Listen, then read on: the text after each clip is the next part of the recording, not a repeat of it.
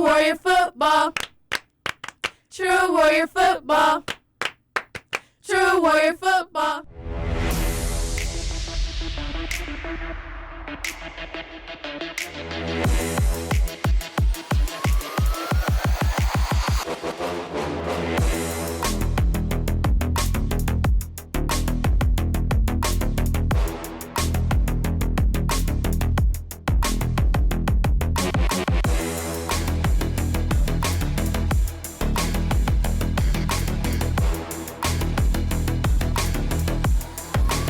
You are listening to True Warrior Football Podcast with your host, Corey Kid Smith.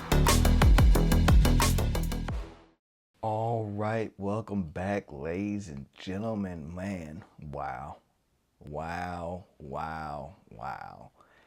When you talk about great games, I mean, that one right there has to be in your top five. You know, there's been so many great games over the years. I'm talking about the 2021 game so much that go back 20 plus years to 2002, 2004, 2006, of course. 2018 had a great win against them, even though it was a huge victory.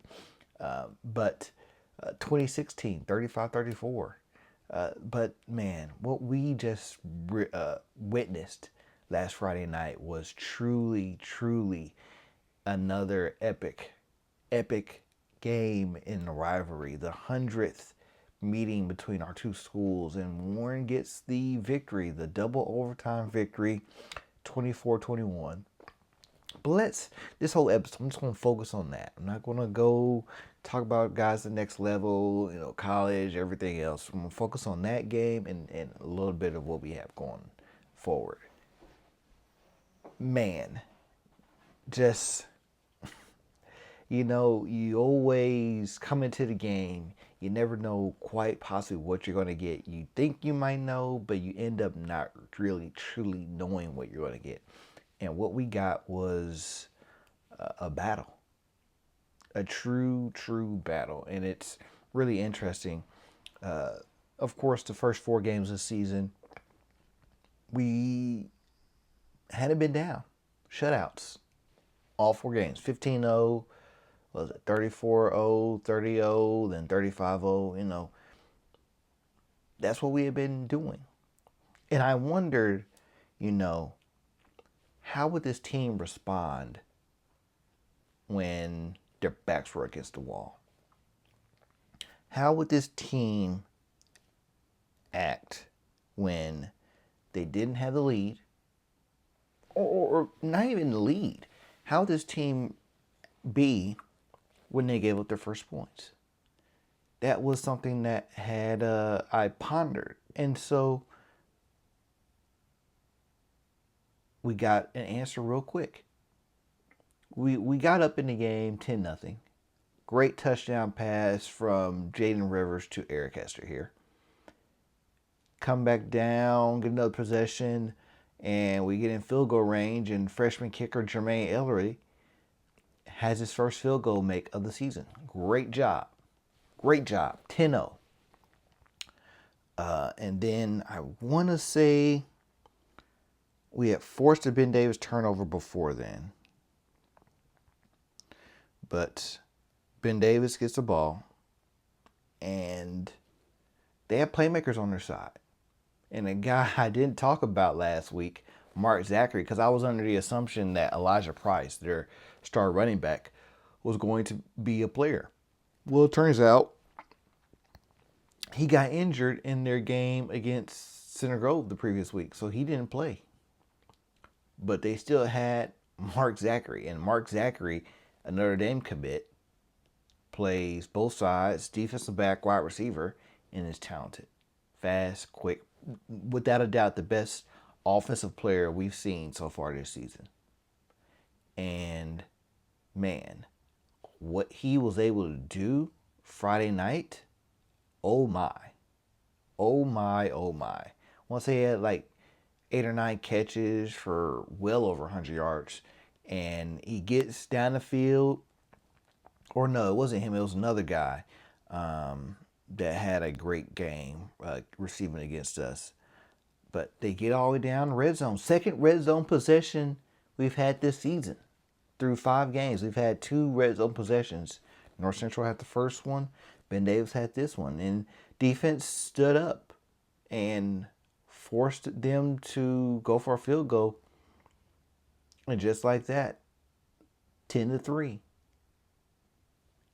And it's so weird because, well, first of all, there was an Indy Star page on Instagram, Indy Star Sports. And they were saying, oh, how Warren's defense hasn't been scored on with Ben Davis, all that. And within a minute of the game, they had their first points. I'm like, that's not true at all. That's not true at all. What are you talking about? Who writes this stuff?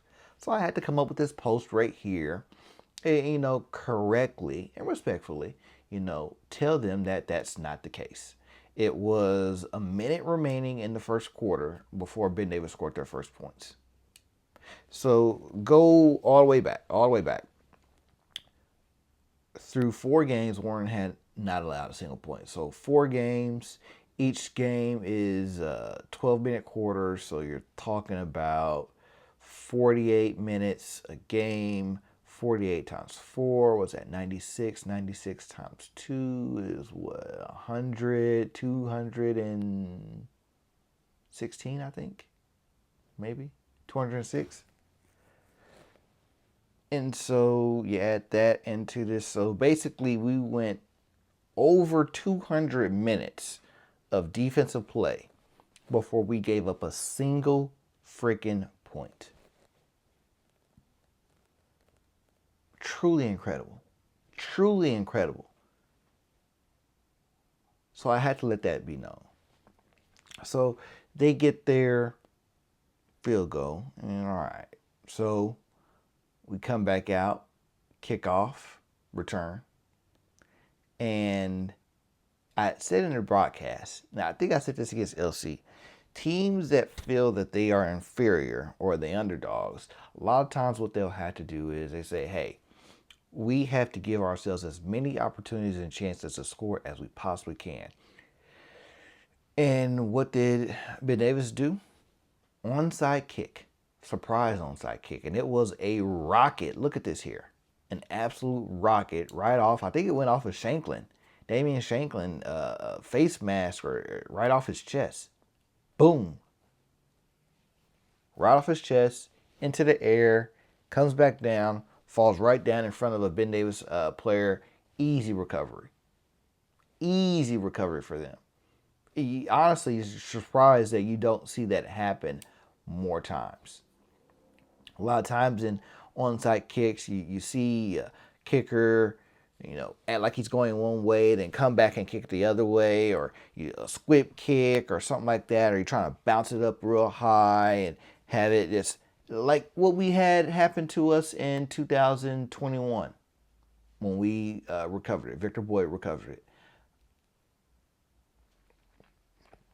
You see a lot of different ways of doing onside kick because it's a very, very hard thing to do. Very hard. And then it's even more harder to pull off when it's early in the game. You really, a lot of times, you're not expecting it early. You're expected to see it late. Excuse me. Just woke up again, once again. I'm a busy man. But you're expecting to see it late in the game when the game is close. Team is down a couple points. They need to steal a possession to get the ball back to come in, tie the game or to win the game. You see it when those situations occur. So, seeing it right here at the end of towards the end of the first quarter, like, oh, okay, these guys are for real. Coach Man, Russ Man, got some tricks up his sleeve. And, I didn't really talk much about Russ last week, but you guys know I have tremendous love and respect for Coach Man. Tremendous love and respect for Coach Man. And I've been very happy to see him have success as a head coach, even though it comes from that other side. But as a person that I know personally, I'm very happy for him. I see, he still wants to come out here and win. I was like, okay, coach. Coach, man, wants to come out here and get the dub. All right. So this is what it's come down to. So he's still in possession. And Mark Zachary, like I said, is a very talented wide receiver. And he has his play right here. And it's off to the races, and we do not catch him. So it takes 5 games for a team to finally get in the end zone on us. Congrats, Ben Davis. Congrats. So, tie game, 10-10, end of the first quarter.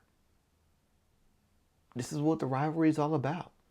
I said on the broadcast, how will our team respond? We score 10 straight. They come back and score 10 straight like that. Like that. Real quick, straight to the point. No drawn out drives. No, it's gonna take us 2 quarters to catch up to you. No, you guys go up 10-0. We're gonna go up 10-0 like that on you. How will our guys respond? And really, it took a while for us to get a good response, because the second quarter comes around. We're battling back and forth. Teams forcing punts. I think we had another fumble. But then Mother Nature decided to come in and say, hey, you know what, you guys? Let's pause this for a moment. And not just a few moments. About an hour and a half. An hour and a half rain delay. Oh, man. An hour and a half rain delay. And there's nothing you could do about it.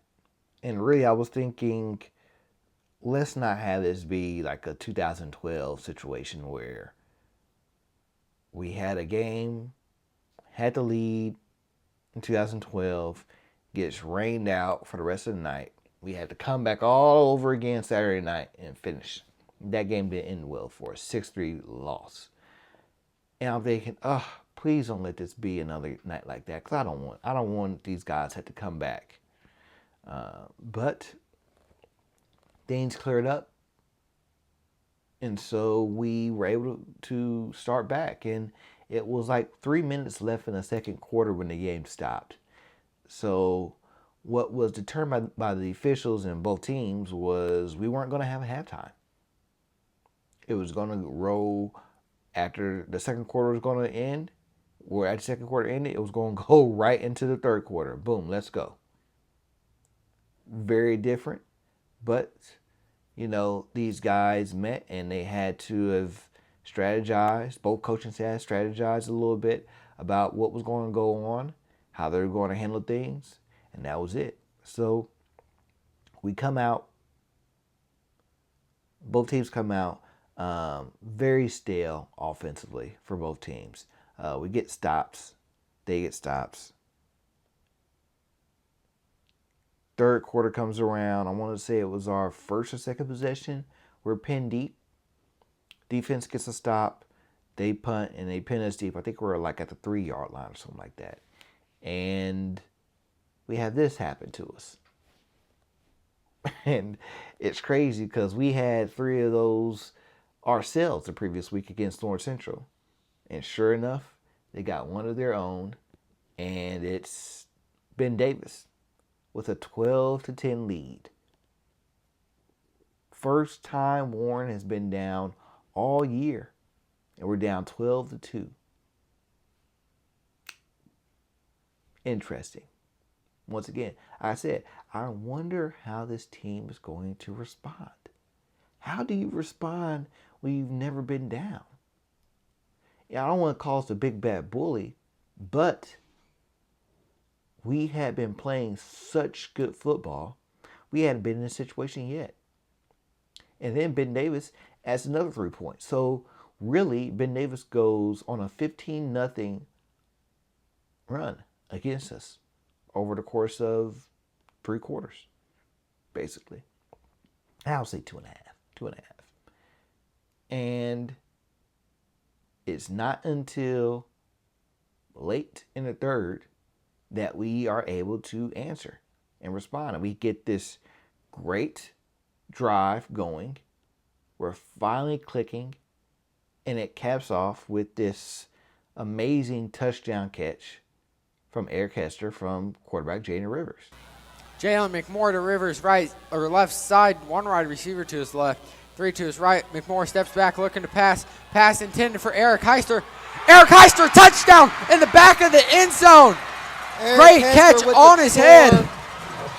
Tremendous play. That's an NFL catch right there, too, if we can get a replay of that. Man, that just gave me the chills. May have been more of an NCAA college touchdown here. I'm not sure if he got 2 feet in. Let's see here. See if we can get a replay on that.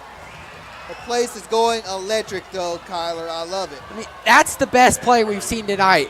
Back in the end zone, able to get 2 feet in, I think. Beautiful catch.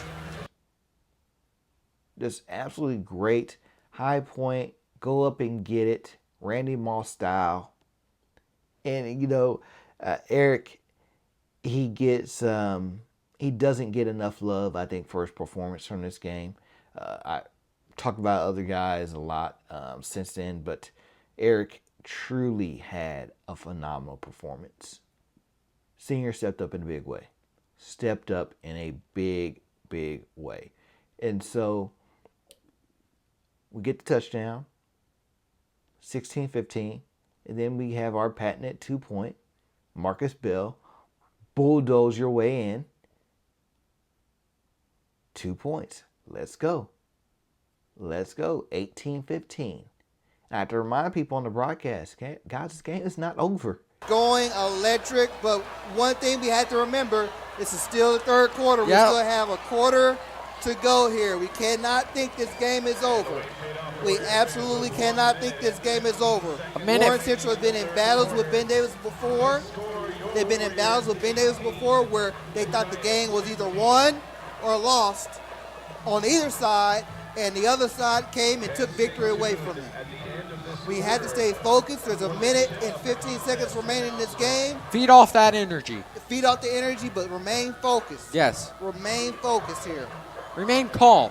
Absolutely. We still have a minute left in this game, in this quarter, and then another full quarter to go. And sure enough, the game definitely was not over. Both teams traded turnovers, punts, possessions. Ben Davis gets in the field goal range once again. They themselves tied up with another field goal from their kicker, 18-18. And so we're going into, I want to say it's like 7 or 8 minutes left in the game. And I want to say we turned the ball over on a fumble, and the field was wet. And I want to say quarterback Jaden Rivers and Cam Herron just did not, their QB exchange just wasn't working well for them.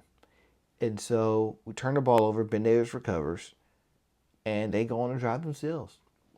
And I was like, I can see it happening right now. Because you be around football enough, you see how things should go. The mindset of what a team needs to do to win a big game like this. So Ben Davis starts to drive. I was like, Ben Davis is going to do a few things here. They're going to get as much time off the clock as they possibly can and set themselves up for a score. Touchdown, field goal, whatever it is. They want to give this ball back, if they have to give the ball back, to Warren with as little time as they possibly can. And sure enough, driving down the field. I want to say they get a penalty that gets them, we give them a penalty that gets them move the ball further down the field. Then it stalls. Less than a minute. Less than 30 seconds. They line up for a field goal. Matter of fact, let's just let it go right here. They're getting the ball lined up for the kicker here. 29, Aaron Durham just forces his way in there. This will be a 21-yard field goal, I believe, for the kicker. at the 15 plus 7, 22. At the 16-yard. 16-yard line, 16 plus 7 is, what's that, 23 plus 10, 33-yarder. 33 yards. See if he can make it here. What year is Ben Davis's kicker, Kyler? Ben Davis's kicker He's made a lot of is kicks a tonight. junior, 5'7", 180 pounds. He's made 3 kicks so far tonight.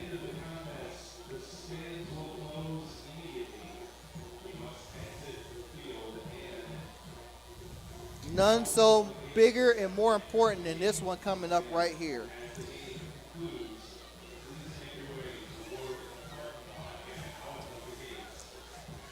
What we need here is a missed field goal or Warren Central block field goal.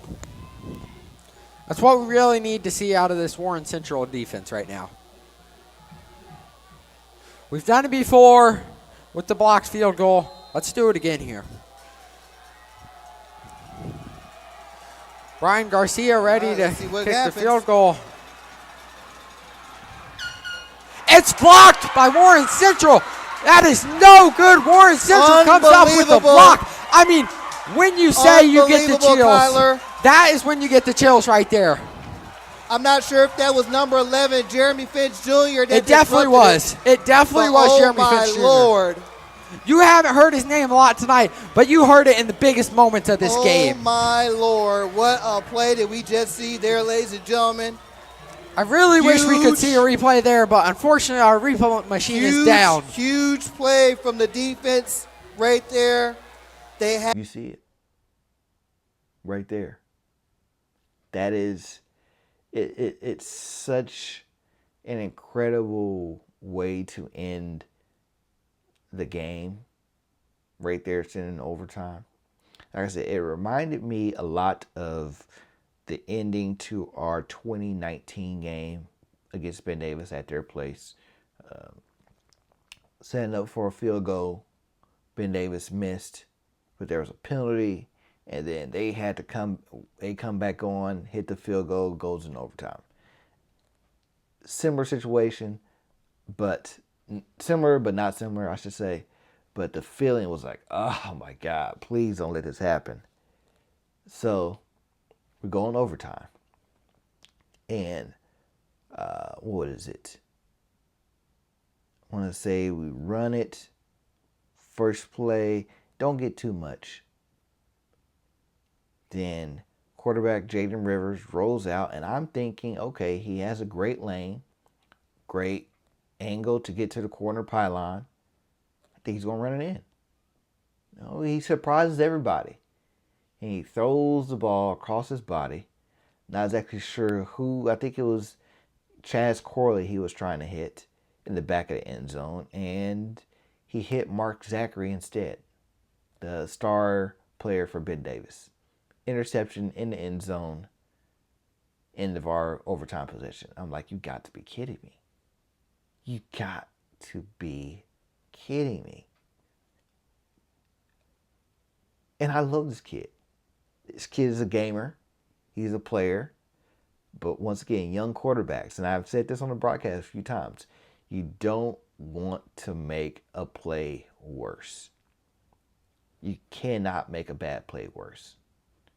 And you know what? He had something going for him, right? And he decided to say, oh, I think I could fit that ball in there. Yeah, you fit it right in there to the defensive back for Ben Davis. So Ben Davis gets their opening possession. I'm thinking, okay, so Ben Davis, what they had to do here is simple. Very simple. Only thing they have to do is kick the field goal, they win.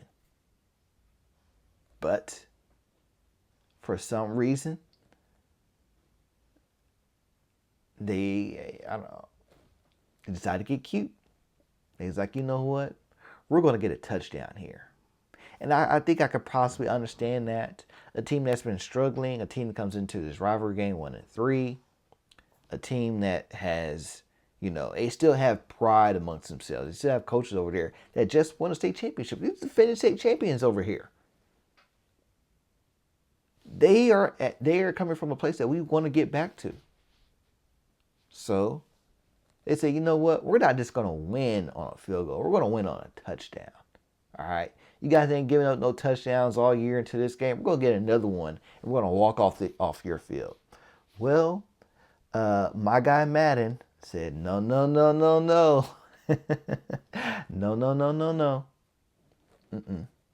Defense in a bad spot. Yes, it does. And really now Ben Davis, the only thing the Giants have to do is get score themselves. A field goal or a touchdown wins it for the Giants, and they pull off the huge upset on the night. Yes, they do.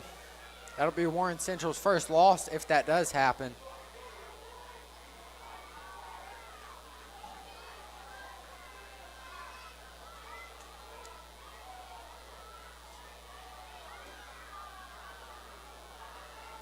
Rogers receives the snap, looking to pass.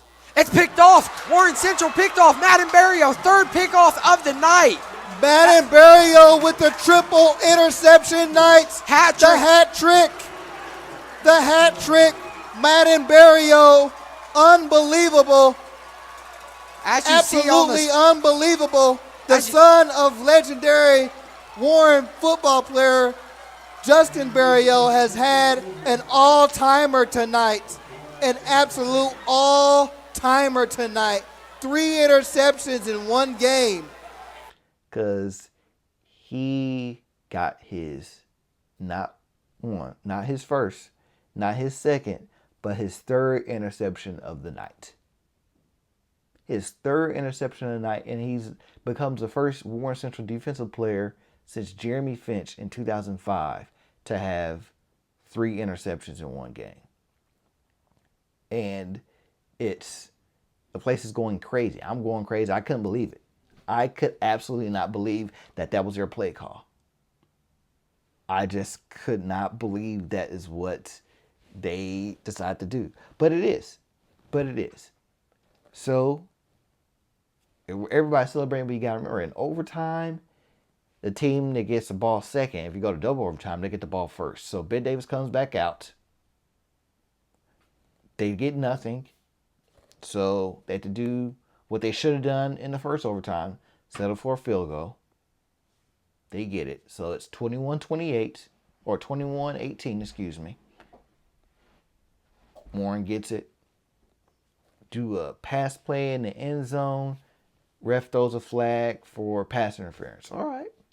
I'm thinking it's going to be NFL rules where the ball, if a penalty occurs in the end zone, ball spot at the 1. But it was half distance to the goal. So it goes from 1st and 10 at the 10 to 1st and 5 from the 5. And our guy, Kendall Garnett, who I haven't talked about much this week or from this game, but man, he had a tremendous performance, and he had this great touchdown run right here. 5-yard line, okay. It'll be 1st and 5. You just got to keep running it here if I'm Warren Central. Rivers pitches to Kendall Garnett. Kendall Garnett gets to the outside. Touchdown, Warren Central Warriors! Warren Central Touchdown Warriors will win the game. 24-8, 24-21. Touchdown Warriors. Kendall Garnett gets to the outside corner, and it's a touchdown for the Warren Central Warriors. Great play, Kendall Garnett. Warren Central still hasn't lost the game. This is turned into an instant classic, Kyler. An absolute instant classic. Both sides delivering punches, haymakers. This is a built for TV, built for Hollywood moment right here.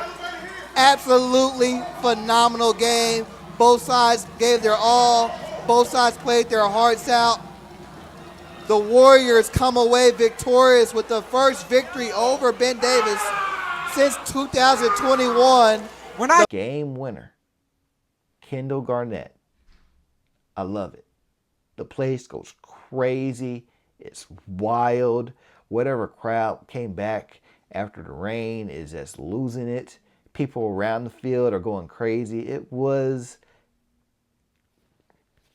such a great way to end the night, for us at least.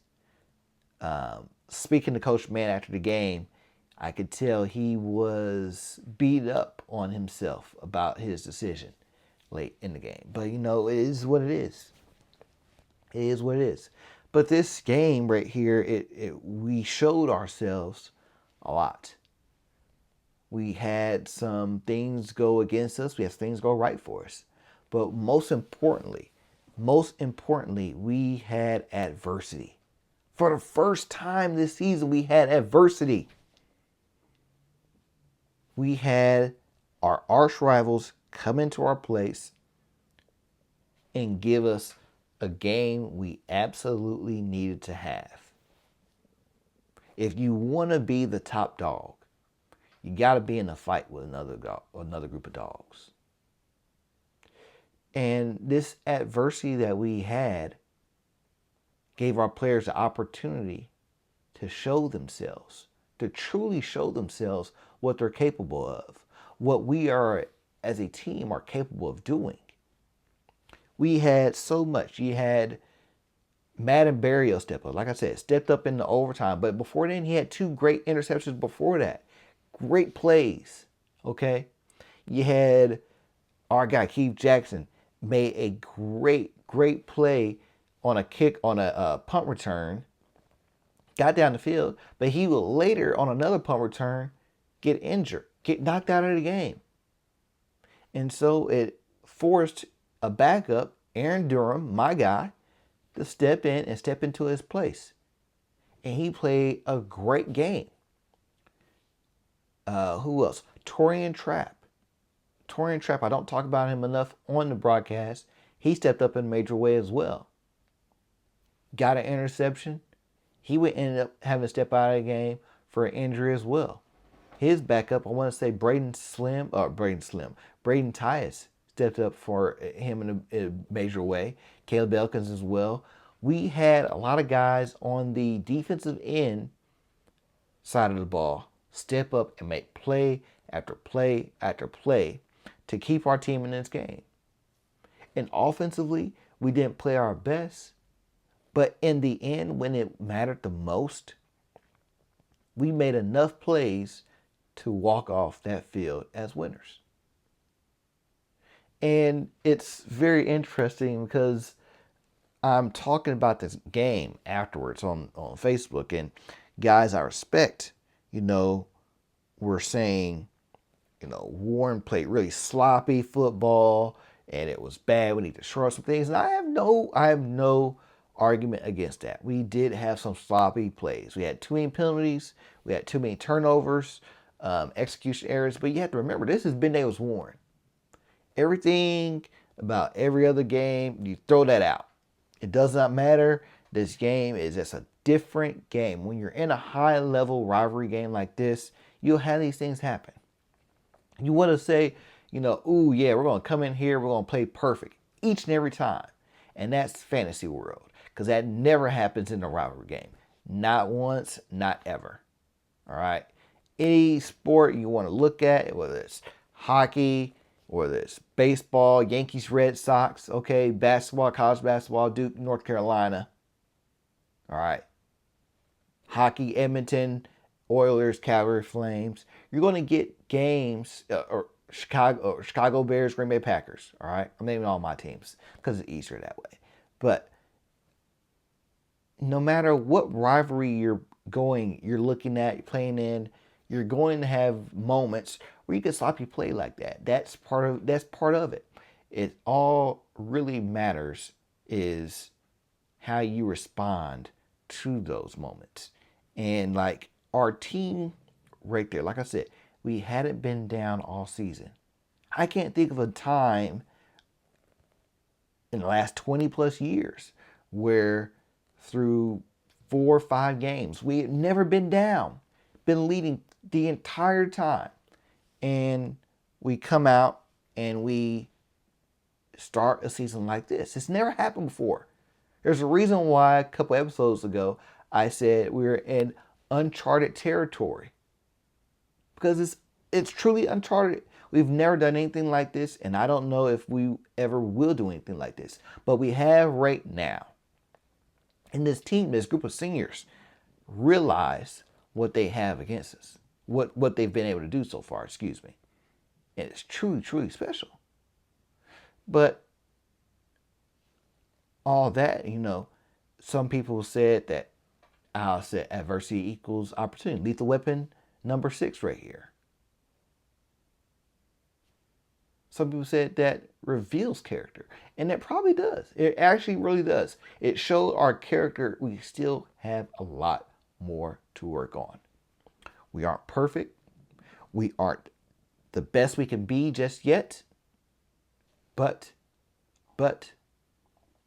we know what we need to work on. We know that against most teams, our performance on Friday night would have gotten us beat. It would have gotten us beat. Easily. If their kicker doesn't miss the field goal, we lose in regulation. If they decide to kick a field goal in overtime, we lose in overtime. If the pass play is, instead of being pass interference, if we have thrown an interception, we lose in double overtime. So much in this game went right for us. But we have to realize that sometimes we just get lucky. And Coach Tussey, legendary coach for us, defensive coordinator, head coach, always said he'd rather be lucky than good. And that happens. So we know we need to be better. Because coming up, we have Pike this week. And Pike has had their struggles. But they're the first team we're going up against that's won more than 2 games at the time we faced them. They're 3-2. 3-2 right now. And then after them, we have LN, a team we've lost to in the regular season 4 straight times, including an embarrassing 48-7 loss last year. And I say all that to say this, folks. We've had all these great wins against Ben Davis over the years. Look at these right here. Look at this. What's this? 1, 2, 3, 4, 5, 6, 7, 9 great victories over Ben Davis. And why am I pointing out these victories? Because look at here what happened in those seasons. Look at this. 9 great wins. And not a single one of these teams was able to finish the job. Because Coach K said it best right here. Overtime, storm, you'll never get this. No matter what happens the rest of your life, we're on a mission. We are on a mission. We have a mission. We have a mission we are still trying to accomplish. We had to remember, folks, and I tell this to our players, we cannot win this war focusing on the battles we've already won. Everything we did Friday night was great. I love that. Those guys are going to remember that game for the rest of their lives. But they will also remember for the rest of their lives how their season went from that point forward. Because I guarantee you the guys that won 57-56 never thought they would lose 13-8 to LC in the sectionals in the first round. I guarantee you the guys in 2010 didn't think when we won 36-0 over Ben Davis, we would lose in the first round, ironically, again, to LC, and do so at home by, 3 scores. They definitely didn't think that. Same with the 2002 team. You beat them one time, you can beat them again. No, it doesn't work out that way. This rivalry is a battle. But you cannot lose track and lose focus of the main goal that you're trying to accomplish. And that main goal is putting a trophy back on the wall where it will be for the rest of time. So everybody else that comes through that hallway will look up and see, oh man, those guys won a state championship. 20, 30, 40 years from now, that trophy will still be hanging on the wall. People will still go by it every day and be like, man, that must have been one hell of a team. So yeah, we had to remain focused. We had to be better each and every week in all phases of the game. In all phases of the game, we had to be better. Because we did some great things offensively, defensively, and special teams wise. So we did some bad things offensively, defensively, and special teams wise. We have to be better. And Pike, I know Pike is not the team that we expect to get better against. But once again, you can't get complacent. We've won 10 straight against Pike. They are our longest winning streak that we have against any team right now. 10 straight wins. But Pike is just as capable of getting an upset over us as any team on any night. We have to come out there, be focused, and do what we need to do.